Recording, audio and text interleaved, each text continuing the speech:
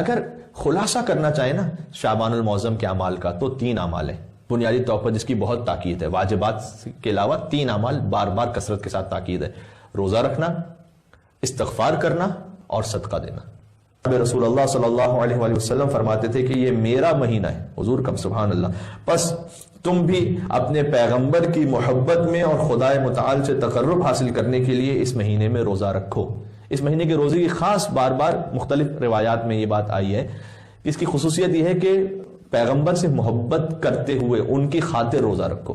جب جناب رسول خدا صلی اللہ علیہ وآلہ وسلم شعبان کا چاند دیکھتے تھے تو منادی کو امر فرماتے تھے کہ مدینے میں جا کر ندا کر دو کہ اے مدینہ کے رہنے والوں، جناب رسول اللہ صلی اللہ علیہ وآلہ وسلم کی طرف سے میں پیغام لے کر آیا ہوں. یہ پیغام آج گویا ہم آپ سب کے لیے کہ حضور فرماتے ہیں اے لوگوں خبردار، شعبان کا مہینہ میرا مہینہ ہے.